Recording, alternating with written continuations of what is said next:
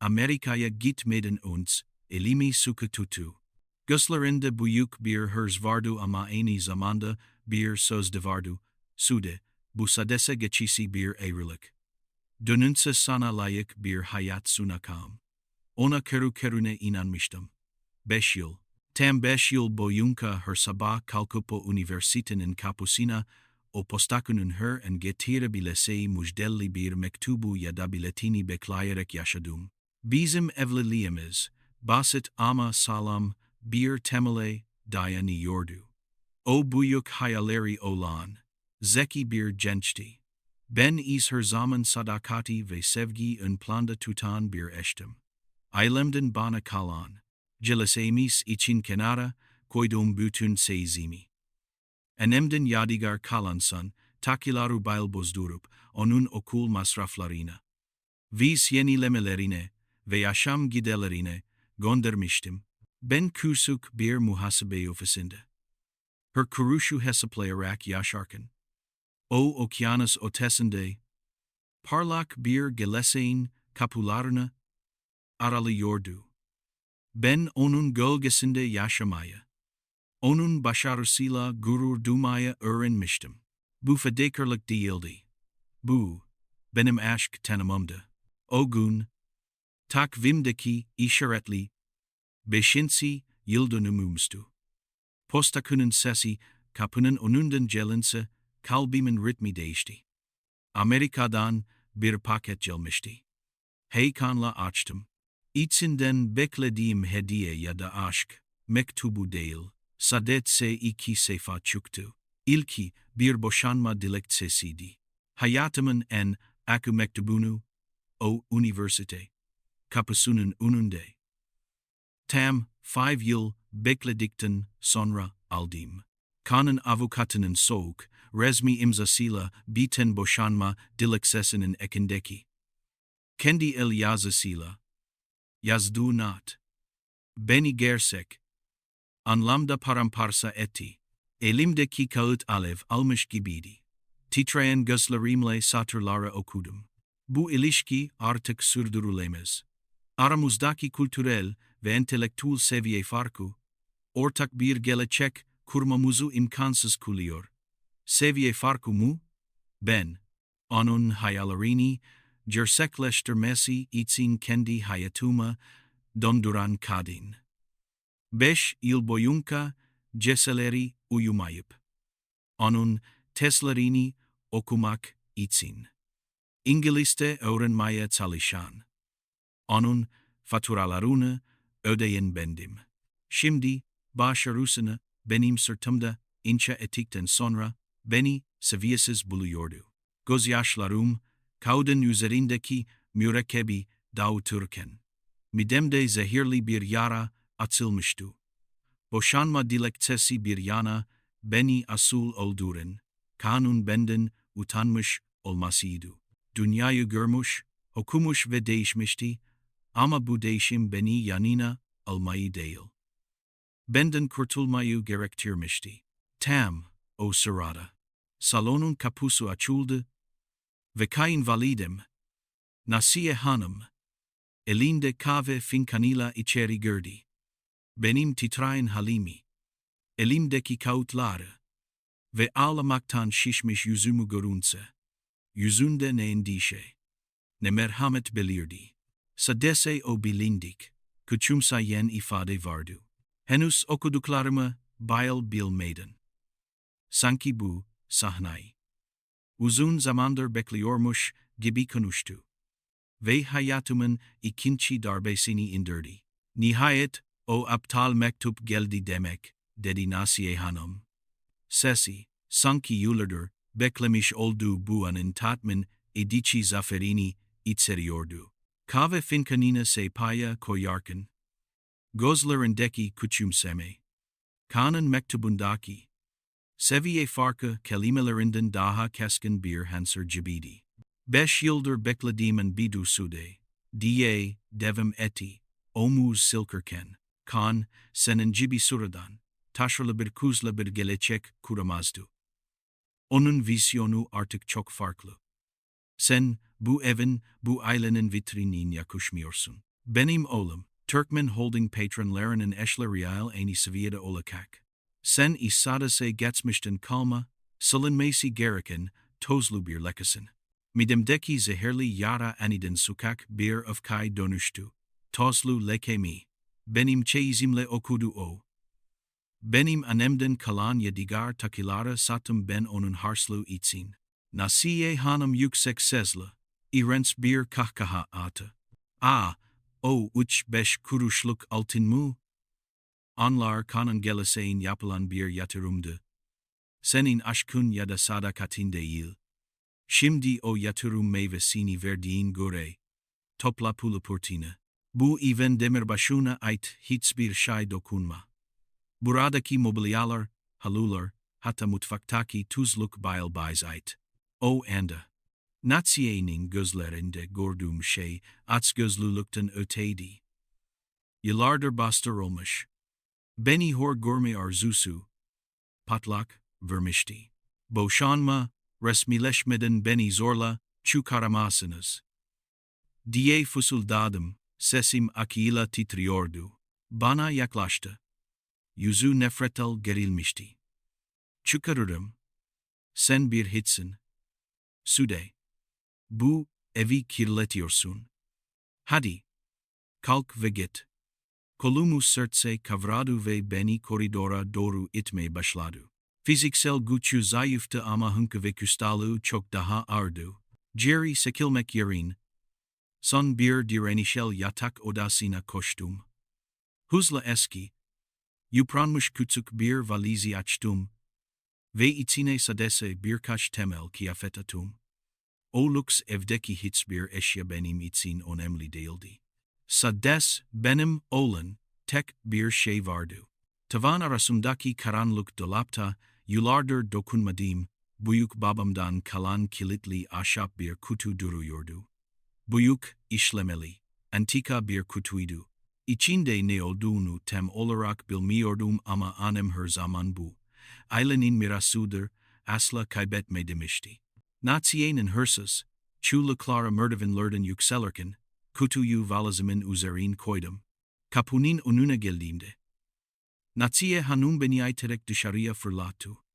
Kanın başarısının inşa edildiği o lüks, evin ağır, koyu renkli kapısı yüzüme çarparak kapandı. Boş ve soğuk sokakta.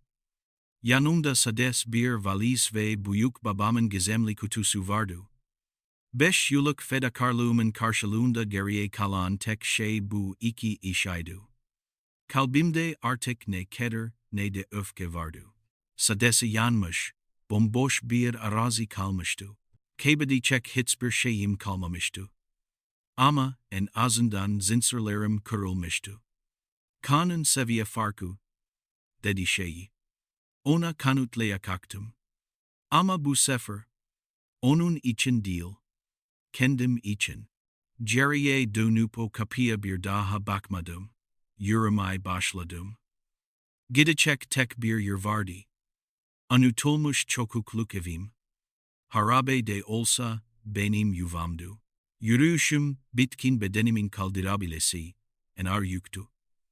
Şehrin lüks mahallelerinden uzaklaştıkça sokaklar daralıyor. Işıklar azalıyor. İçimdeki umut da sanki etrafımdaki betonla birlikte ufalanıyordu. Çocukluğumun geçtiği, annem ve babamın öldüğünden beri terk edilmiş o evin önüne geldiğimde hava kararmıştı. Demir kapı paslanmış, avlu otlarla kaplanmıştı. Anahtarı zorlukla kilitte çevirdim. Geçürdeyen kapı açıldığında, İçeriden soğuk ve ağır bir rutubet, kokusu yüzüme vurdu. Eşyalar sokulup gitmemişti. Ama üzerleri kalın bir toz tabakasıyla kaplanmış. Ruhu çekilmişti. Burası bir ev değildi artık.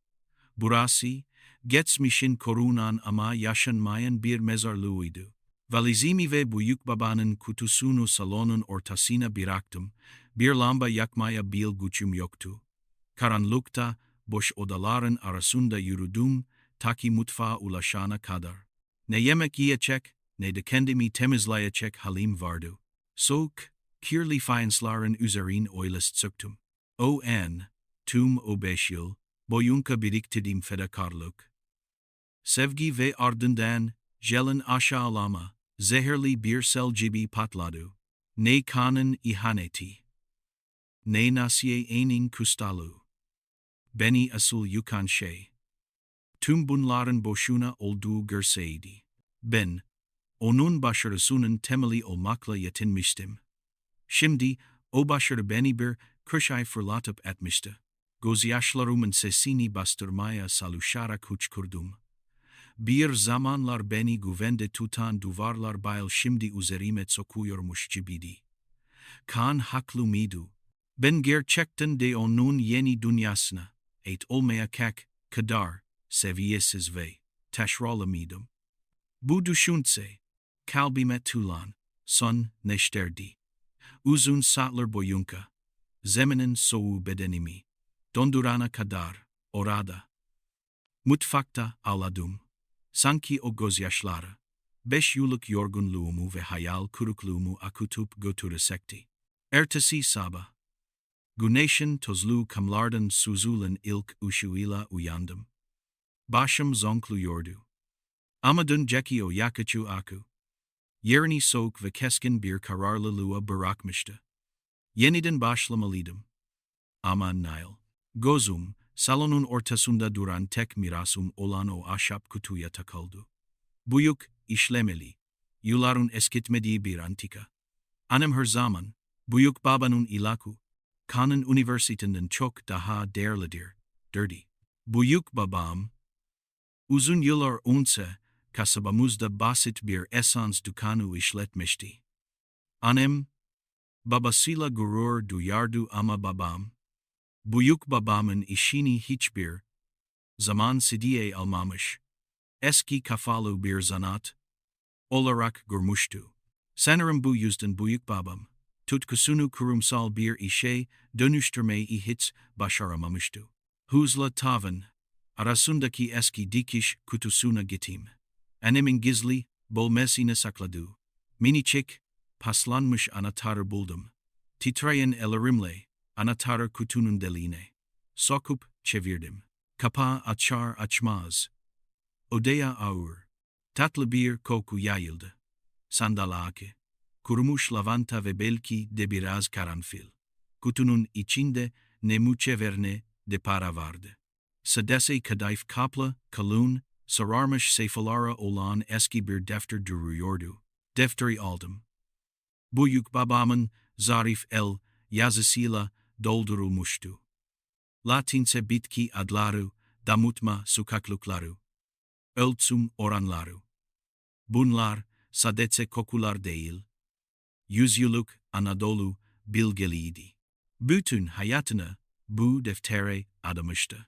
Formüllerin hemen yanında, birkaç sayfa, büyük babamın el yazısıyla notlar vardı. Asterisk, doğanın sırrı, büyük sermayeden daha değerlidir. Bunu unutanlar her zaman başarısız olur. Asterisk, kan, benden kurtulmak için, seviyefarki, dedi. O. Kat diplomalar ve batılı hayat, tarzıyla ölçülen bir seviyeden bahsediyordu. Ama büyük babamın mirası, bana bambaşka. Bir seviyenin varlığını gösteriyordu. Kendi ellerinle, kendi bilginle bir şeyler yaratmanın gücü. O, an mutfak zeminindeki o çaresiz kadın gitmişti. Elime aldığım eski defter, bana sadece bir miras değil, bir amaç veriyordu. Kanın lüks hayatı benim sırtımda inşa edilmişti. Ama ben kendi hayatımı, köklerimden gelen bu saf esansların üzerine inşa edecektim. Kanın beni tozlu leke olarak görmesi mi? Hayır, ben o tozlu evin derinliklerinde kendi altın formülümü bulmuştum. Sukinin tohumları, o harbe evin sessizliğinde ekilmişti. Bu defter, benim intikamım olacaktı. Büyük babanın defteri bir hazineydi. Ama aynı zamanda bir bilmece. Yazılanlar. Latins bitki adlar ve yüzlerce yıllık damıtma teknikleriyle doluydu. Kaan'ın yüksek lisans, tezlerini anlamakta çektiğim zorluğun aynısını şimdi bu eski formülleri sözmekte yaşıyordum. O, Batu, biliminin diliydi. Bu iz, kadim Anadolu'nun sessiz bilgeli. Eski mutfağı. Geçisi bir laboratuvara çevirdim. Kasabadaki eskisi dükkanlarından ukuza bulduğum küçük, paslanmış bir imbik ve birkaç ölçüm kabıyla işe koyuldum. İlk sermayemi, harabe evdeki annemden kalma. Eski bir kilim ve tavan arasındaki bir bakır gumu satarak edindiğim 200 liraydı. Kaan'ın lüks hayatında bir akşam yemeği bil etmezdi. Ama benim için yeniden doğuşun ilk adımıydı. İlk denemelerim tam bir felaketti. Bütün gece o Kaan başında durup büyük babanın notlarında yazan yavaş, sabırlı ateş talimatını uygulamaya çalıştım. Enkek sonuç, lavanta kokusu, yerini yanmış OTV aku bir duman oldu. Kimya derslerindeki basit hataları tekrar yapıyordum. Haftalarca süren başarısızlıklar beni tüketti. Bazen umutsuzluğa kapılıp defteri ateşe atmak istiyordum. Kaan haklı mıydı? Ben gerçekten sedes fedakarlık yapmayı bilen, üretamayan bir kadın mıydım? İşte o en karanlık anımda. Büyük babanın bir notu gözüme çarptı. Asterisk. Esans sabırla damıtılır. Acele edersin doğanın özünü kaçırırsın. Asterisk. Daha yavaşladım. Daha dikkatli oldum. Nihayet, o tuzunku denemede. Gül ve sandal akunun inanılmaz. Bir dengel birleşti o saf kokuyu yakaladım. Büyük babamın not defterinde, gizli bahçe olarak, adlandırdığı formüldü bu. Artık sadece bir formülüm değil, satılmaya hazır birka, şişe isansım vardı. Onlara bir isim vermeliydim. Kaan'ın hayatımı tozlu, bir leke olarak görmezi mi? Hayır. Ben, Sudan'ın kökleri, sukin, ile geri dönecektim. Türkmen holdingler görmek gibi büyük, hayaller kuracak, lüksüm yoktu. Bana para ve tecrübe lazımdı. Çözüm, her cumartesi kurulan, yerel pazardı. İlk sabah. Pazar yerinin gürültüsü ve karmaşası arasında. Ufacık, titrek, bir tezgah açtım. Yanımda domates satan yaşlı bir teyze ve ikinci, el kıyafetler satan, genç bir adam vardı. Utanıyordum. Dün, bir holding yöneticinin eşi olma hayali kurarken. Bugün, bir pazarkiydim. Satlar kimse yaklaşmadı. Sonra yaşlı bir kadın, sukin in küçücük şişelerinden birini elin aldı. Kokladı. Gözleri parladı. Bu ne kadar saf bir koku, dedi fısıltıyla. Şu piyasadaki sentetik zehirlerden değil. İlk satışım. Yüreğimde hissettiğim o küçük gurur, Kaan'ın bana sunduğu bütün sahte lükslerden daha değerliydi. O gün sadece 20 lira kazandım ama o 20 lira benim emeğimle kazanılmıştı. Ertesi haftalar, Sukin kalitesi fısıltı gazetesi yoluyla kasabada hızla yayıldı. İnsanlar o basit tezgaha geliyor, gizli bahçe esansını istiyordu. Sukin'in yağları diğerlerinden pahalıydı ama insanlar, saflığı için o farkı ödüyordu. Artık sadece eski bir evin borcunu ödemek için çalışmıyordum. Bir marka yaratıyordum. Ve her damla esans. Kaan'ın bana layık görmedi. O seviyeye doğru atılan küçük bir adımdı. Pazarda yanan o küçük ışık, benim için bütün bir holdingin parlak ışıklarından daha güçlüydü. Pazar tezgahında elde ettiğim küçük başarılar, bana büyük babanın formüllerinin sadece bir hobi değil, ciddi bir potansiyel taşıdığını kanıtlamıştı.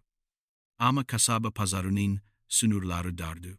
Eğer kana layık olmadığını düşündüğü o seviyeyi gerçekten aşacaksam, yerel bir esnaf değil, ulusal bir oyuncu olmalıydım. Bu cesaretle, biraz para biriktirip, bir sonraki ay düzenlenen, Ege bölgesel sanat fuarına, en köşede, en uku standu kiraladım. Fuar alanı, pazardaki o samimi kargaşadan çok farklıydı. Burası, silahlı zeminleri, profesyonel aydınlatmaları ve pahalı tanıtım materyalleri, iş dünyasının soğuk yüzünü yansıtıyordu. Benim küçük sukin standım, yanındaki dev kozmetik firmalarının ışıltılı gösterişi arasında neredeyse görünmezdi. Ahşap kutumu ve birkaç el yapımı şişemi sırcıladım. Kaliteden ödün vermedim ama sunumda eksiktim. İlk gün beklentilerimin aksine oldukça sakindi. İnsanlar lüks ambalajlara ve indirimli fiyat etiketlerin odaklanıyordu. Tekrar umutsuzluğa kapılmaya başlamıştım. Acaba kan yin haklı mıydı? Bu büyük dünyada benim elimimle yaptığım saf işlerin yeri yok muydu? Öğleden sonra, standıma yaklaşan bir figür dikkatimi çekti. Kır saslı. Yaklaşık 60'larında. Kusursuz dikilmiş, gri bir takım elbise giymişti. Çevresinde korumalar ya da abartılı bir mayet yoktu. Ama duruşundan ve yayılan sessiz, otoriteden sıradan biri olmadığı belliydi. Başkaları büyük. Göz alıkı standlara bakarken, o, sukin küçük standına doğru yürüdü. Şaşkınlıkla onu izlerken, elini uzatıp, gizli bahçe esansını kokladı. Gözleri kapandı. Bu, bir müşteri gibi koklamak değildi. Bu, bir uzmanın değerlendirmesiydi. Gözlerini açtığında yüzünde hafif bir tebessüm vardı. Bunun sentetik olmadığını söyleyebilirim, dedi. Sesi tok ve kendinden emindi. Piyasadaki her şey hız ve hasım üzerin kurulu. Ama bu yavaşlık kokuyor. Kimsin sen, genç hanım? Ben Sude, sukin kurukusuyum. Sesim, haykandan titremişti. Ben Haluk Türkmen. Türkmen Holding Yönetim Kurulu Başkanıyım. Adına duyunka nefesim kesildi. Kanan Türkmen. Holding patronlarının eşleriyle aynı seviyede olacak diye bahsettiği şirket, işte buydu. Karşımda beni bu seviyeye çekebilecek güce sahip bir adam duruyordu. Haluk Bey, şişeyi dikkatlis yerine koydu. Büyük babanın formülleri galiba, değil mi? Eski okul. Çok değerli. Şaşkınlığım yüzümden okunuyordu. Nereden bildiniz? Kokula asla yalan söylemez, Sude. Benim de hikayem buna benzer başladı. Basit bir atölye. Büyük hayaller. Ben senin tezgahına değil. Ürünündeki dürüstlüğe geldim. Haluk Türkmen. Elail etrafımızdaki gösterişli standlara işaret etti. Buradaki herkes ticaret yapıyor. Ama sen bir sanat yaratıyorsun. Tek eksiğin, bu sanatı dünyaya duyuracak yapısal destek. Bana döndü, gözleri karlıydı. Dinle Sude. Sen sadece pazarda satış yapan bir esnaf değilsin. Sen hem bir elmas, hem bir potansiyelsin. Ve ben, bu elması parlatmana yardımcı olmak istiyorum. Formüllerini almayacağım. İşine ortak olacağım. Sana mentorluk yapacağım. Seni bu pazardan holdinglerin masasına taşıyacağım. Duyduklarım inanılmazdı. Kanan beni dışladı o dünya. Şimdi bana kapılarını açıyordu.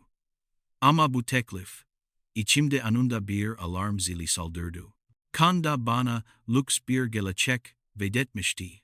Karşılığında tüm birikimimi almıştı. Neden? diye sordum. Sesim beklenenden daha sert çıktı. Neden benim kusuk işime yatırım yapmak istiyorsunuz?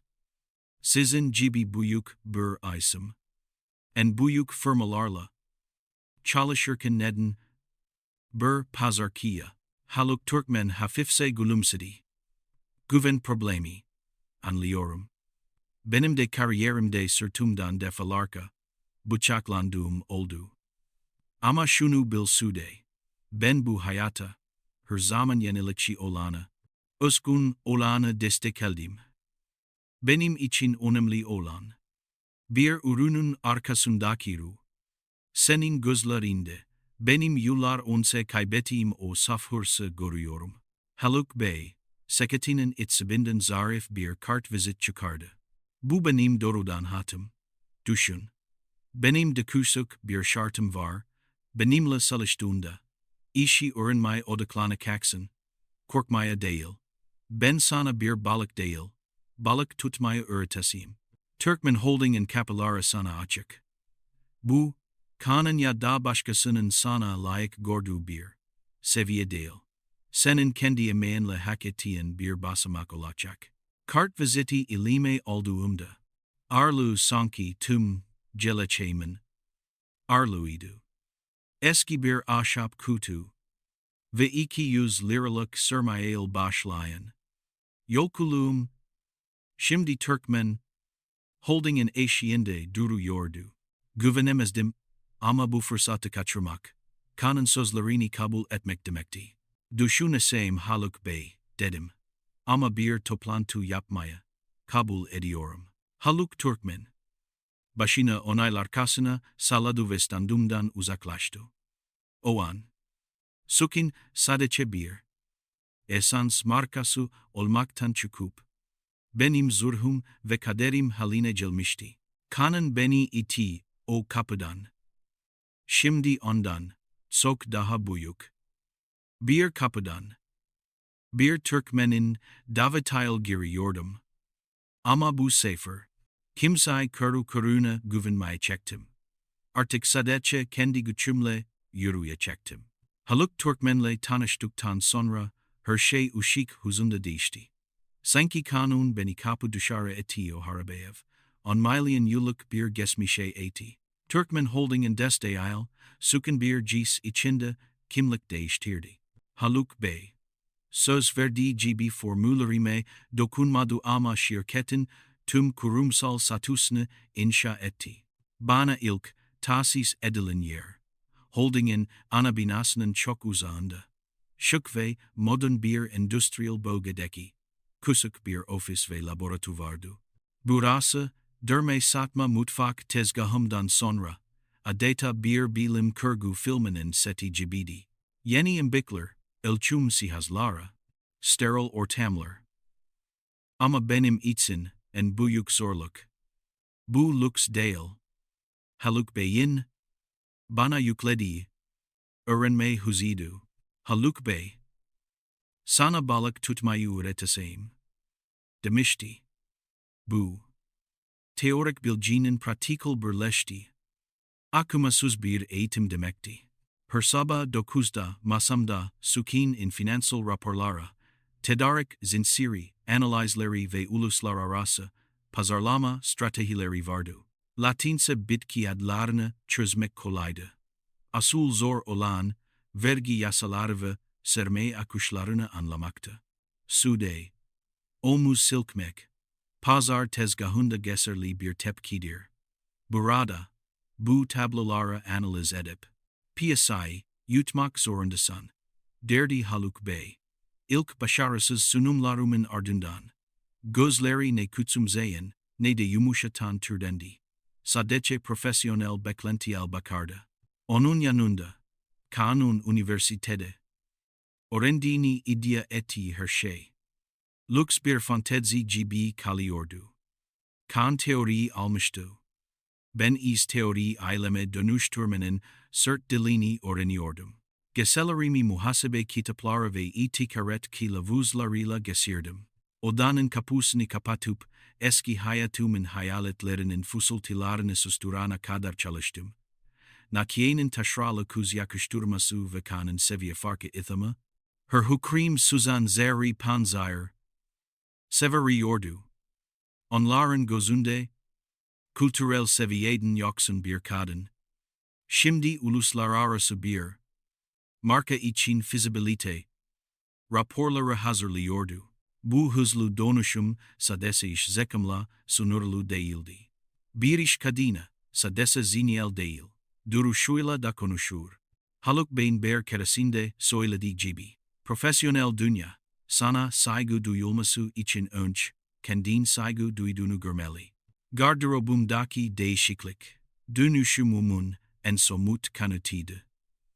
O lüks evde kanın, gölgesinde gidim sıradan.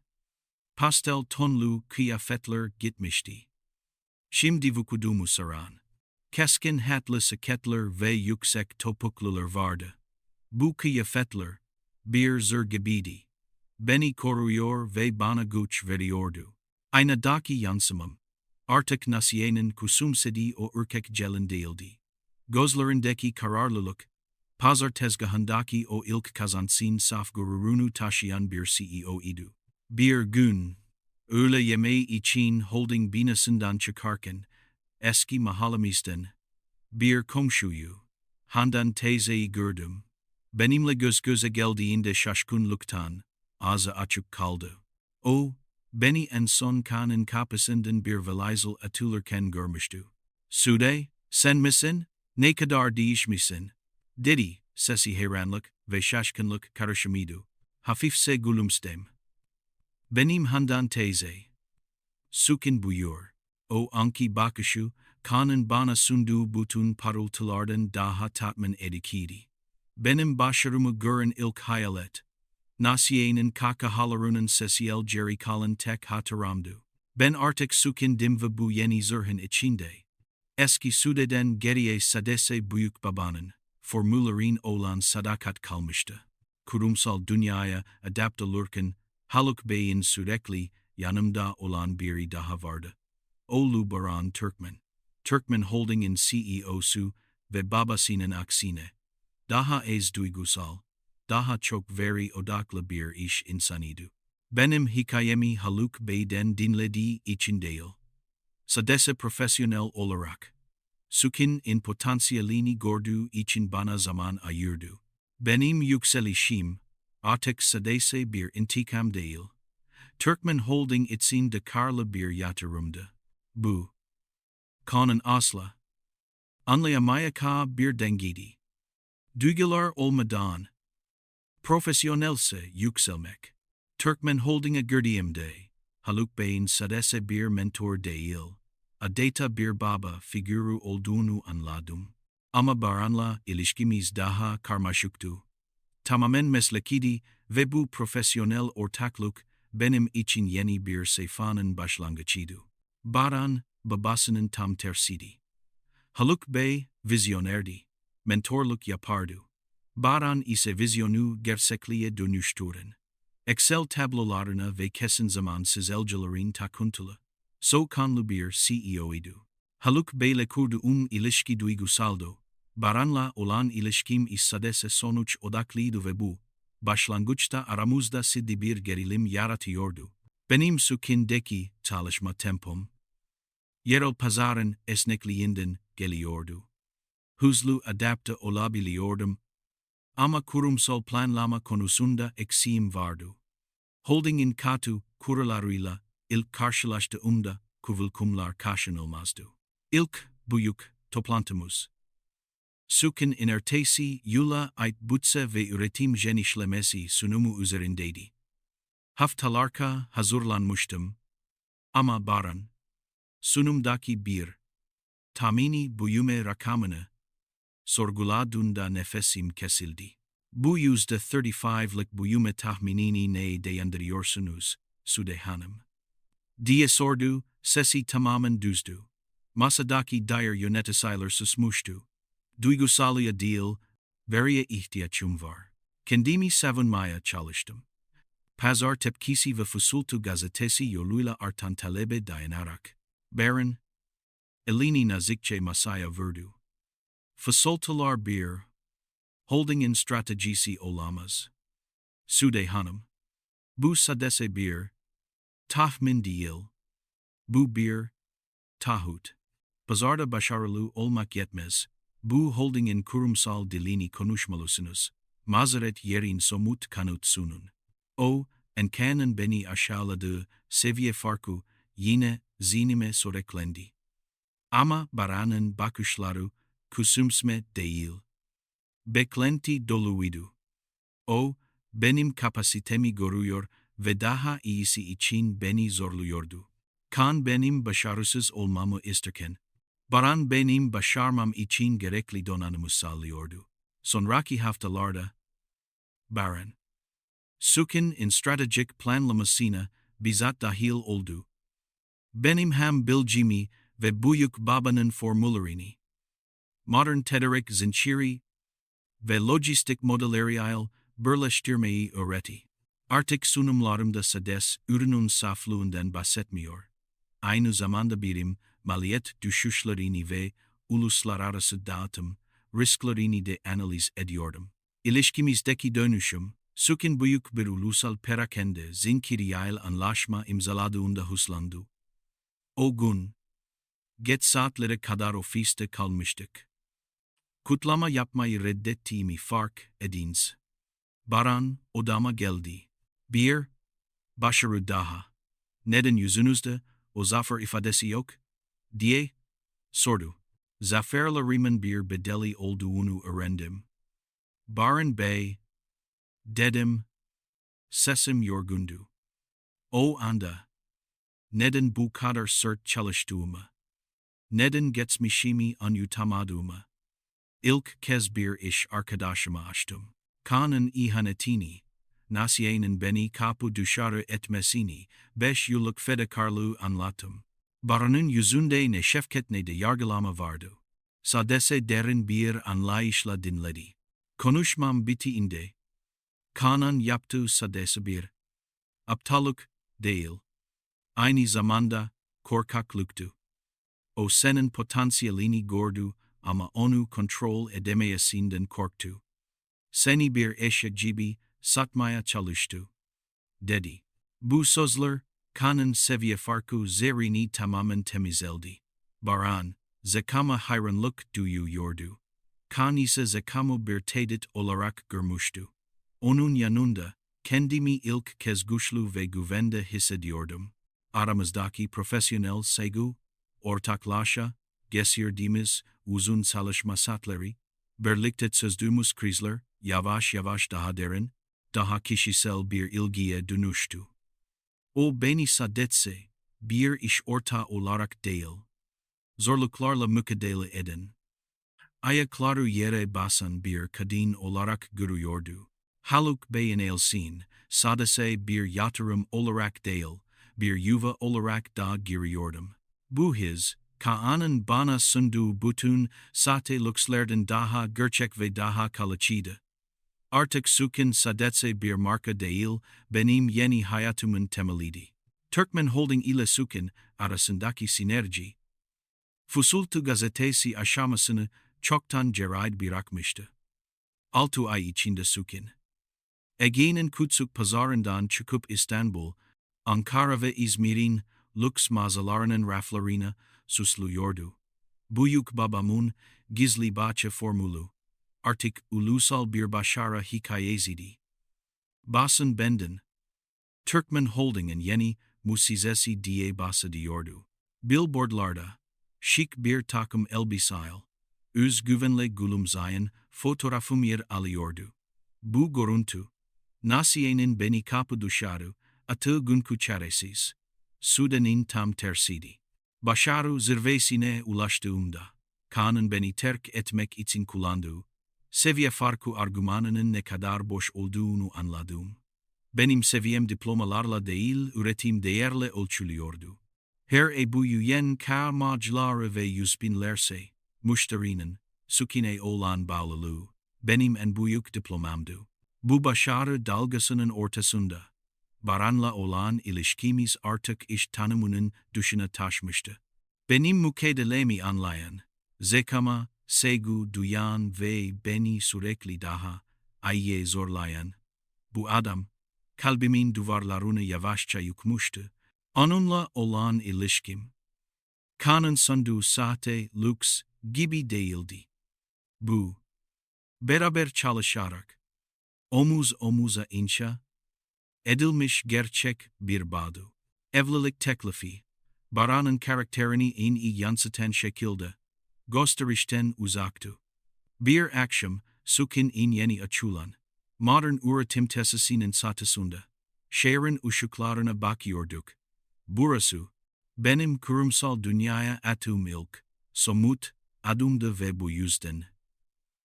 Baran, her zamanki gibi sakin, gri takım elbisesinin içinde sizi duruyordu. Döndü. Elinde ne bir yüzük kutusu ne de diz. Sökme gibi abartılı bir jest vardı. Sadece gözlerime baktı. Suda, dedi, sesi tok ve kendinden emindi. Sen sukini yaratan ve Türkmen, holding yeni bir nefes geterdin. Senin derin tartışılmaz. Ama ben, sadece iş ortağım olmanı istemiyorum. Avuç isini bana doğru uzattı. Benimle evlenir misin? Bana eşlik eder misin?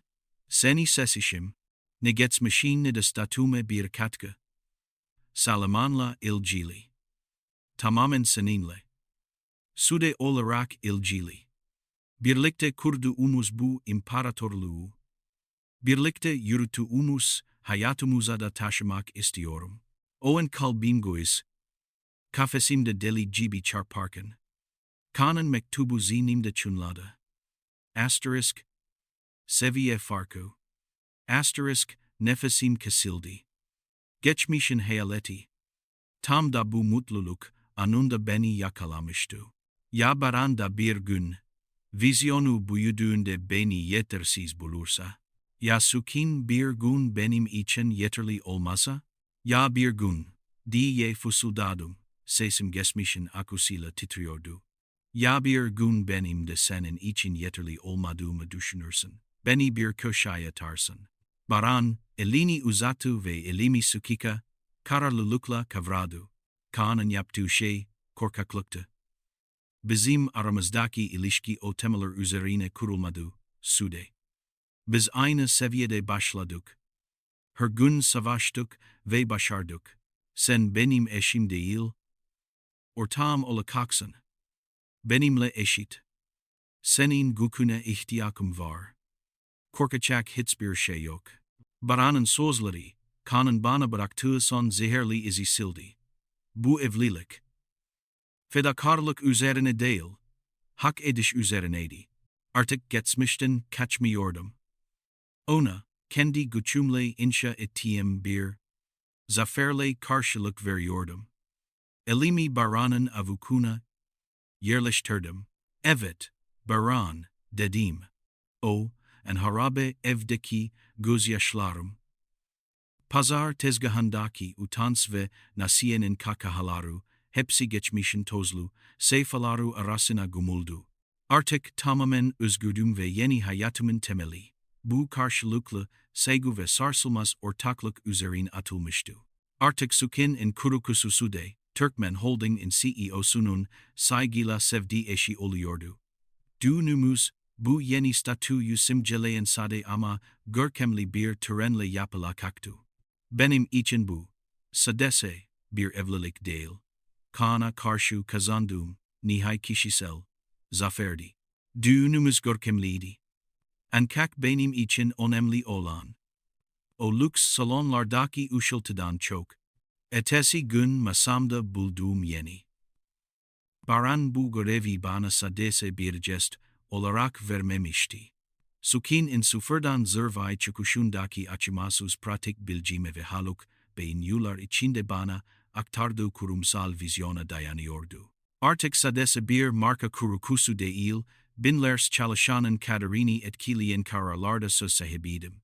Yeni rolüm, beni holdingin en üst katlarına. Eskiden sadece televizyonlarda gördüğüm soyut gücün somutlaştığı yerlere taşıdı. Koridorlarda yürüyüşüm değişmişti. Yüksek topuklarımın sesi murmur zeminde yankılanırken, artık insanlar başlarını sevirip, Baran Bey'in eşi diye bakmıyorlardı. Sude Hanım diye fısıldıyorlardı. Bu saygı, üzerimdeki zırhın en parlak kısmıydı. Ama bu seviyeye çıkışın bir bedeli vardı. Kan'ın beni aşağıladığı akademik dünyanın jargonunu çoktan aşmıştım ama şimdi, holdingin eski yöneticileriyle mücadele etmek zorundaydım. Onlar, benim pazar tezgahı geçmişimi biliyorlardı ve içlerinden bazıları bu görevi sadece bir kayırma olarak görüyordu. Legitimasyonumu sağlamam gereken en sok geçmeden geldi. Holding, Haluk Bey'in eski bir yatırım projesini büyü, uluslararası lojistik ağ değerlendiriyordu. Proje, 6 aydır kar etmiyordu ve yönetim kurulu, duygusal kararlar almak yerine rasyonel bir çözüm istiyordu. İlk toplantımda, eski kuşak yöneticiler, projenin potansiyelinden bahsederken, ben masaya yalnızca somut verileri koydum. Bu proje, beklenen kar marjinin %12 altındadır, dedim. Sesim net ve kesindi. Tedarik zincirindeki 3 önemli halka gereksiz maliyet oluşturuyor. Duygusalı bir kenara bırakırsak, bu projenin 3 ay içinde tamamen durdurulması ve kaynakların yeni pazarlara kaydırılması gerekiyor.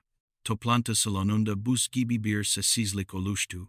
Benim sadece bir danışman, üstelik CEO'nun yeni eşi olduğumu düşünenler bu kadar keskin ve sert bir tavır beklemiyorlardı. Bir yönetici, Haluk Bey'in hatırasını hisse sayıyorsunuz Sude Hanım dedi. Omuzlarımı dikleştirdim. Ben Türkmen Holding'in geleceğini düşünmek zorundayım.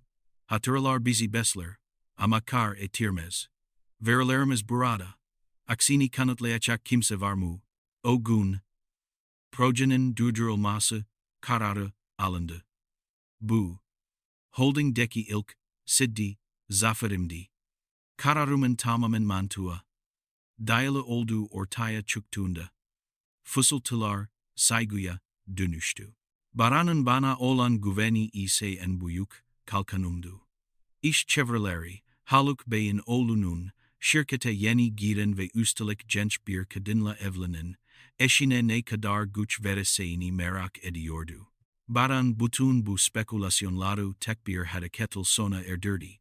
Kararımdan hemen sonra, yönetim kuruluna dönerek, Sude Hanım'ın analizi hatasızdır.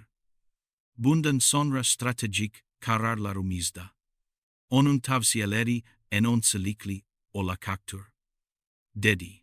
Bu sözler, kanın yıllar önce bana attığı seninle aynı seviyede değilim tokadığının yankılarını tamamen sildi.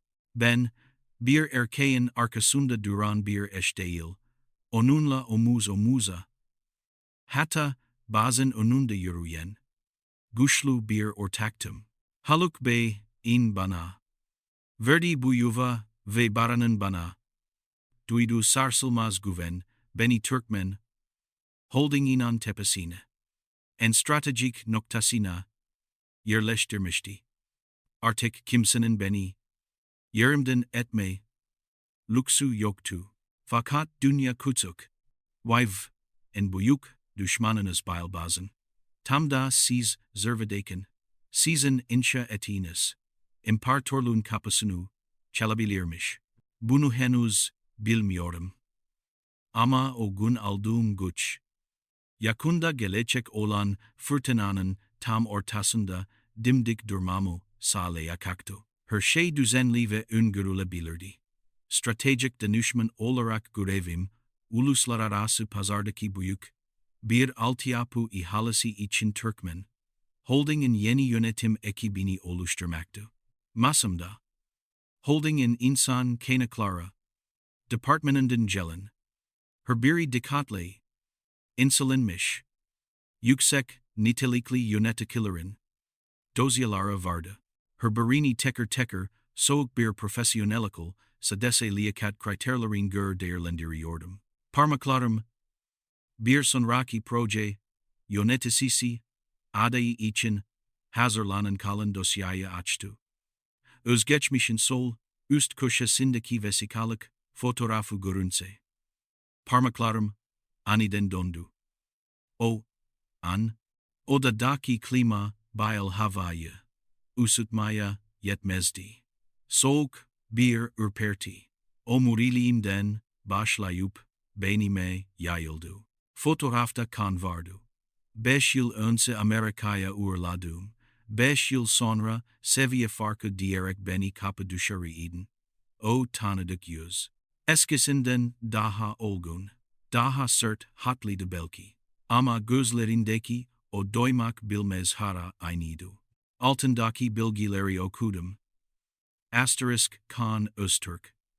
Proje müdürü. Yurt dışı eğitimi. MBA.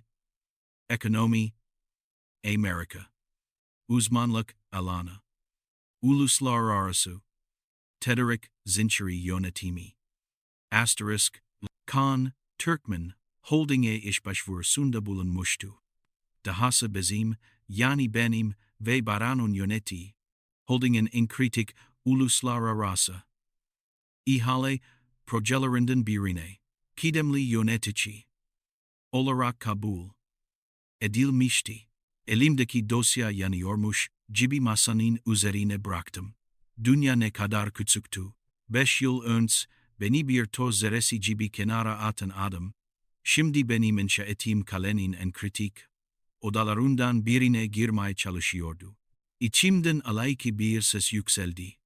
Kaan, Amerika'daki parlak diplomasıyla memlekete döndüğünde, sanırım holdinglerin kapısının kendisine koşulsuz açılacağını sanmıştı. Belki beklediği o üst düzey pozisyonları bulamamıştı. Ve şimdi kariyerini kurtarmak için beni aşağıladığı bu taşra topraklarındaki en büyük kuruma sığınmak zorunda kalmıştı. Benim yanımda olmayı hak etmediğini düşünürken, şimdi benim gözetimimde çalışmak zorunda kalacaktı. Bu, sadece bir intikam değil, kozmik bir ironiydi. Derin bir nefes aldım. Eski Sude, panik yapar, öfkelenir ya da alardı. Yeni Sude sakin kaldı. Dosyayı aldım ve Baran'ın ofisine yürüdüm. Baran, masasında, her zamanki gibi raporlara gömülmüş, sidi bir ifadeyle çalışıyordu. Kapıyı çalıp içeri girdim ve dosyayı masasına, tam önüne koydum. Bu bir hayalet, Baran. Dedim, sesim olabildiğince netird. Geçmişimden gelen bir hayalet.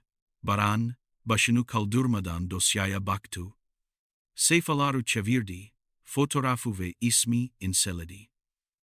O anki tepkisi. Kaan'ın varlığına der hiçbir şaşkınlık ya da duygusallık içermiyordu.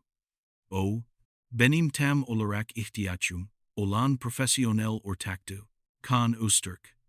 Dedi, ismi sanki sades, bir, very parsasaymış gibi.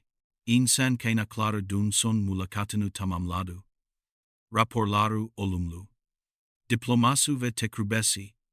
Özellikle bahsettiğin uluslararası lojistik açığını kapatmak için biçilmiş kaftan. Şaşkınlıkla ona baktım. Biliyor muydun? Türkmen Holding kim başvurursa başvursun, önce benim masamdan geçer diye yanıtladı. Gözlerinde sarsılmaz bir kararlılık vardı. Evet, biliyordum. Ve sana olan güvenim tam olduğu için, bu konuyu seninle konuşmadan onse profesyonel süresi bitirdim. Masasına doğru eğildim. Baran, o adam benim hayatımı mahvetti. Beni bir hiçmişim gibi attı. Şimdi, bizim şatomuzun altında çalışmasına izin mi vereceğiz? Baran elini uzattı ve elimi tuttu. Sude, biz intikam için şirket yönetmiyoruz. Türkmen Holding, en iyileri işe alır. Kan, proje müdürü olarak burada çalışacak. Sen iyi stratejik danışmansın. O, senin altında. Benim yanımda çalışacak. Senin seviyen, artık onun asla ulaşamayacağı bir yükseklikte. Onu işe almak, senin gücünü azaltmaz. Aksine, onu tamamen profesyonel bir silaha dönüştürürüz. Baran gözleri parlıyordu. Ona karşı en büyük intikamın. Onun varlığını bile umursamayacak kadar başarılı olmak. Onun projesini tamamen liyakatli ve profesyonel bilgilerle değerlendirecek olan sensin. Unutma. Sude. O buraya. Senin kurduğun sisteme hizmet etmek için geldi.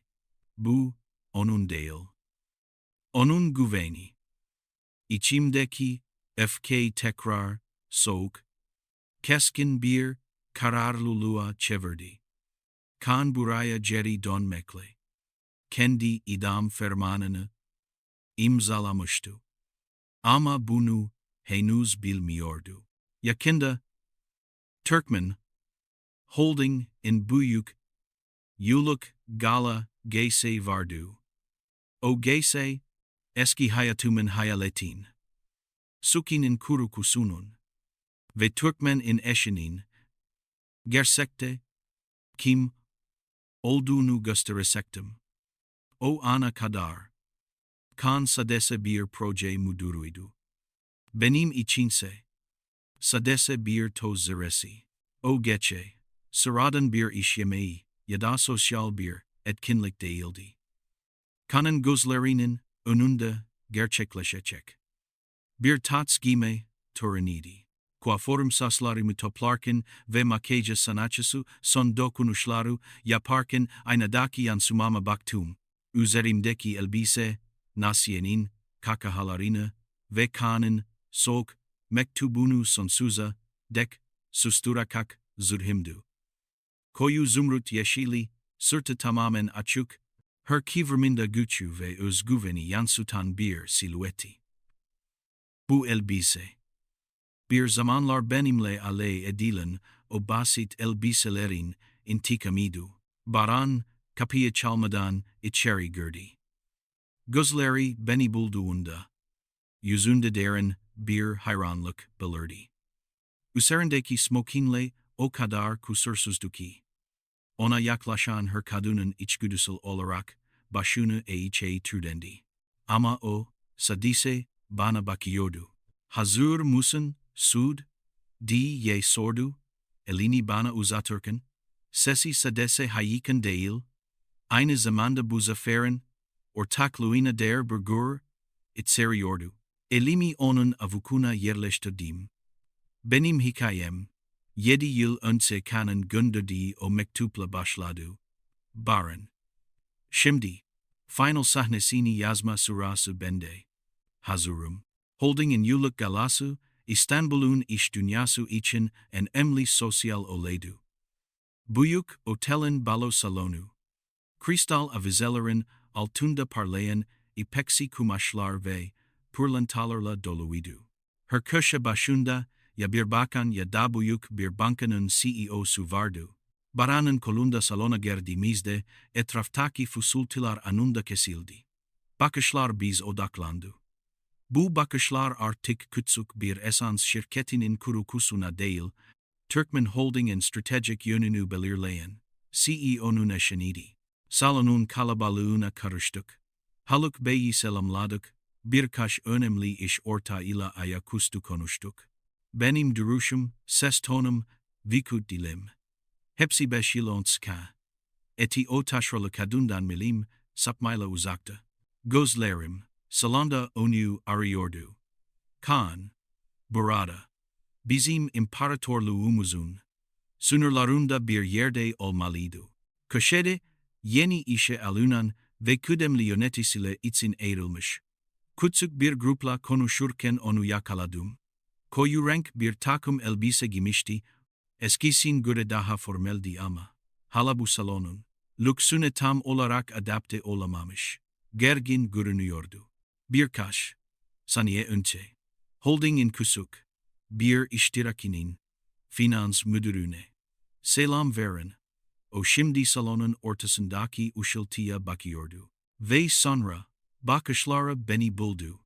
O an kadehimdeki şampanyanın balon kukları bayıl donmuş gibiydi. Kanın yüzü İlk önce bir saniyeliğine tamamen boşaldı. Ardından o boşluk yerini saf bir şoka bıraktı. Gözleri üzerimdeki elbiseyi, boynumdaki pırlanta kolyeyi ve en önemlisi, kararlılıkla baranın koluna, kenetlenmiş, elimi takip etti. İnanamıyordu bu. Onun bir zamanlar evden kapı dışarı etti. Seviyesiz ve tozlu leke dediği kadın olamazdı. Bu, Türkmen Holding'in servisinde en tepedeki masada oturan ulaşılmaz bir figürdü. Kanın yüzünün rengi, salondaki mırmır kadar beyaz kesildi. Dudağının kenarı titredi ve elindeki içecek kadehini yakındaki küçük bir masanın üzerine sırt bıraktı. Öyle ki bardak neredeyse devrilecekti. Başını hafifçe eğdi. Sanki baş dönmesi yaşıyor ya da nefes almakta zorlanıyordu. Gözlerindeki dehşet, benim 5 yıl önce tattığım bütün akılları yansıtıyordu. O benim intikamımı sades bir dedikodu olarak değil, bu salonun kanlı, parlayan gerçeği olarak görüyordu. Ben, kana bakarken, yüzümde ne zaferin ateşi, ne de öfke vardı. Sades soğuk bir sakinlik.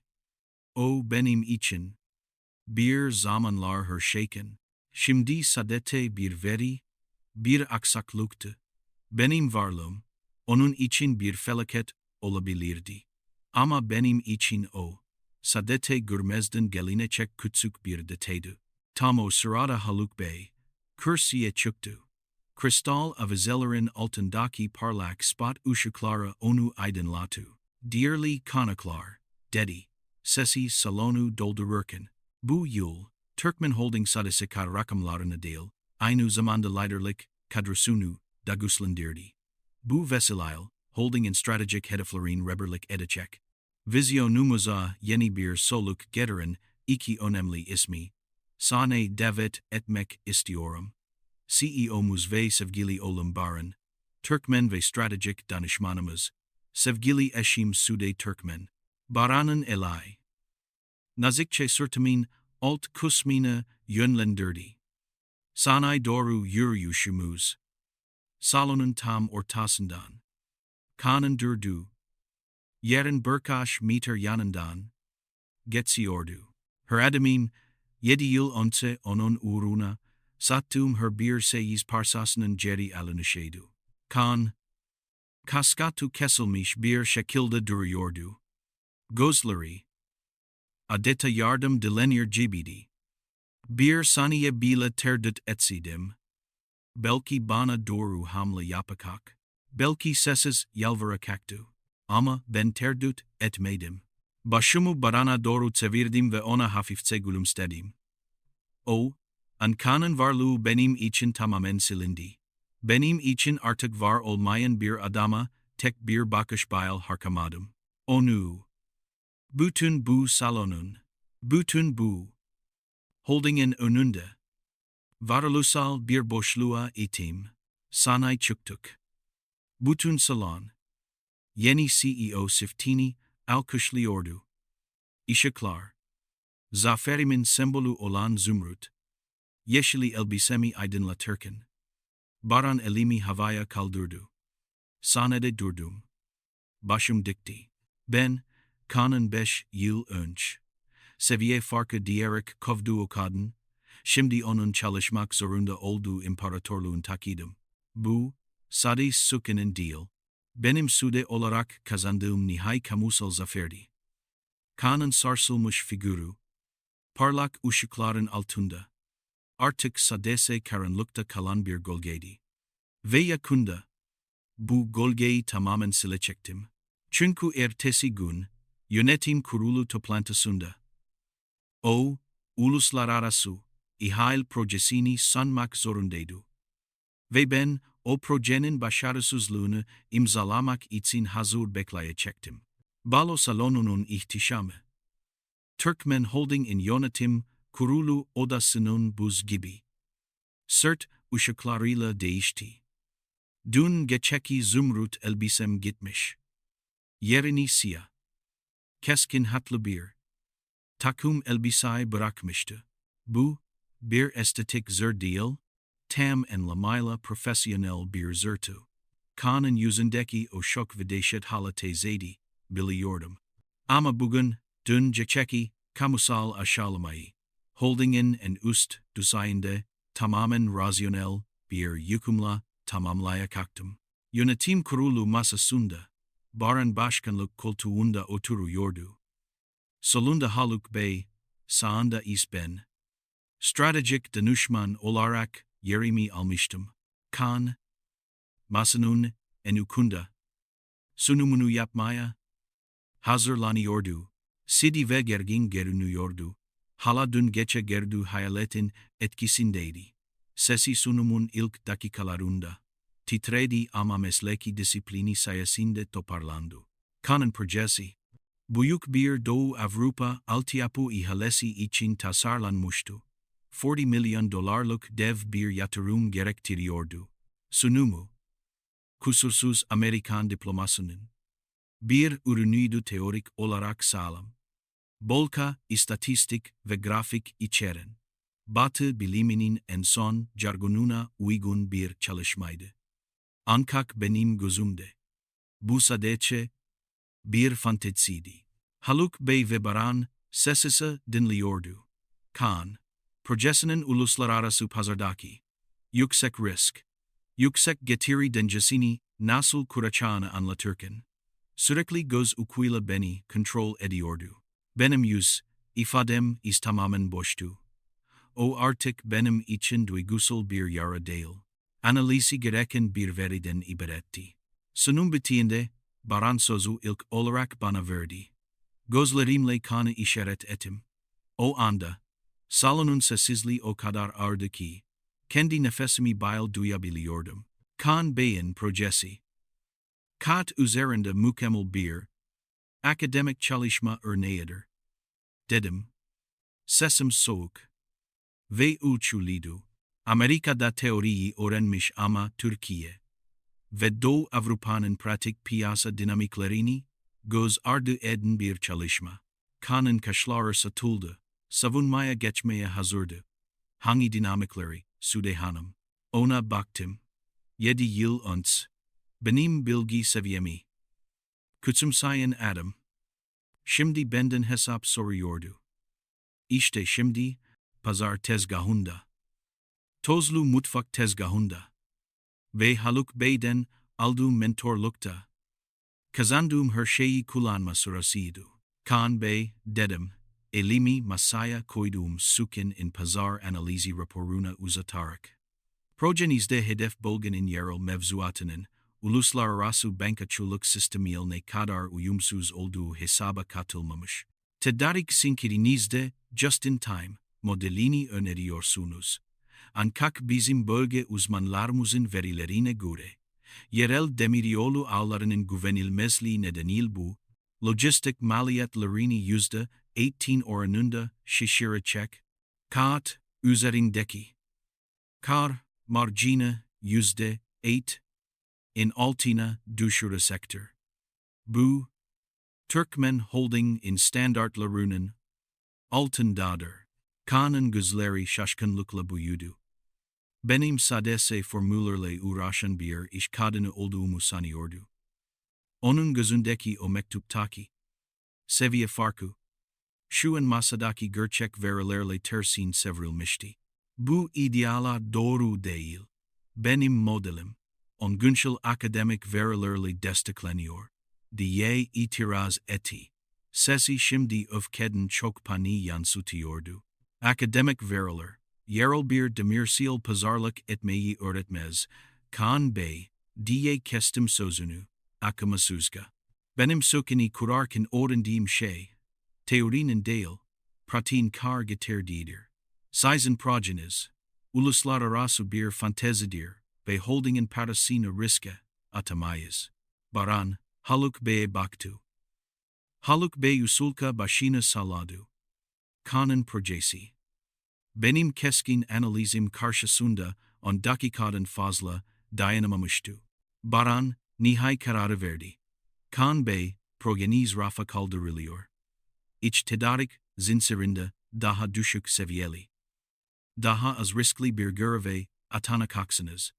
İnsan kaynakları sizinle iletişime geçecektir. Kanun yüzü. O an tamamen soktu. Dünkeki hayal kırıklığının ardından.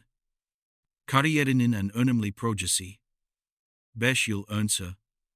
Horgordu kadın tarafından. Tamamen profesyonel bir şekilde. İmha edilmişti. O benim başarılarıma kıskançlıkla bakıyordu. Ben ise onun başarısızlığını sadece bir iş kararı olarak görüyordum. Toplantı bittiğinde herkes hızla masadan ayrıldı. Kan, bir sur olduğu yerde, sanki bakaklar tutulmuş gibi oturdu. Ben, raporlarımı toplayıp Baran'la ofisten ayrılırken, Kan bana doğru bir hamle yaptı. Sude, bekle, Baran'a baktım. Baran'ın yüzünde sarsılmaz bir güven vardı. Seni bekliyorum, diye fısıldadı ve kapıdan çıktı. Bizi yalnız bıraktı. Kan bana yaklaştı. Dün geceki o gergin, yeni yönetici tavrı tamamen gitmişti.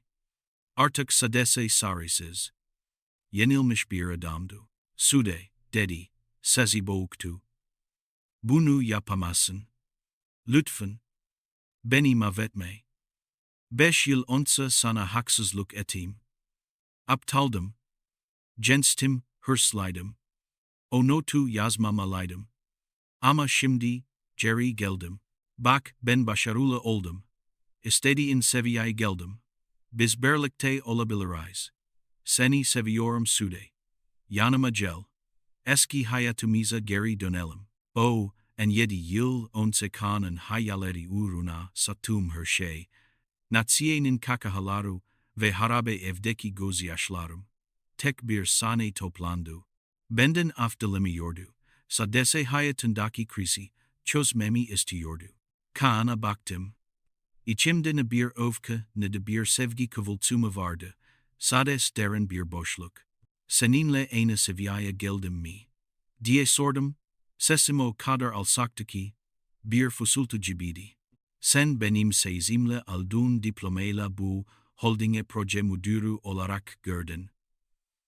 Ben ise büyük babamın formüleriyle kendi markamı kurdum. Milyarlarca liralık bir şirketin stratejik danışmanıyım. Benim seviyem senin asla ulaşamayacağın bir yükseklikte kan. Bir en duraksadım. Gözlerim, onun yüzündeki son umut kırıntılarını da söndürdü. Sen benim hayatımın en akı mektubunu gönderdin kan. Ve şimdi, benimle aynı seviyede olmadığını, bu holdingin yönetim kurulu kanıtladı. Sen, benim uğruna vazgeçtiğim hayat değilsin. Sen benim, tamamen geride, bıraktığım bir aşamasın. Yüzü bembeyaz kesildi. Beni affetmeyecek misin? Diye fısıldadı. Geri döndüm. Kapıya doğru yürüdüm. Affetmek mi? Benim artık affetmeye ihtiyacım yok. Senin bana öğrettiğin tek bir şey vardı kan. Kendi değerimi kimsenin, özellikle senin, belirlemezin izin vermemeye. Benim seviyeme asla ulaşamayacaksın. Çünkü sen sadece diplomalarla ölçüyorsun. Benim değerim öğrettiğim özgürlükle ölçülüyor. Kapıyı açtım. Baron koridorda beni bekliyordu. Kaan'a son bir kez baktım. Artık özgürüm Kaan, dedim, kesin bir dil. Ve sen, sadece benim geçmişimde kalan, silik bir hikayesin. Git, o anda. Onun bana sunduğu bütün prangalara kırmıştım. Türkmen Holding'in kapısı arkamdan kapandığında, Baran'ın koluna girdim ve gülümsedim. İntikam, Ne kadar tatlı olursa olsun. Sadetse geçisi bir his. Asıl zafer, o intikam arayışının sona ermesiydi. Artık nikahının hayaletlerini de eski açılarım umurumdaydı. Çünkü ben Sude Türkmendim ve yeni hayatım, kimseden ödünç alınmamış, tamamen benim emeğimle inşa edilmişti. İleride, belki bir gün, Kaan'ın bana yaşattığı akıyı tamamen unuta kalktım. Ama o gün bana kazandırdığı dersi asla unutmaya kalktım. Hayatımın en güzel kokusu, tamamen özgür olmanın kokusuydu.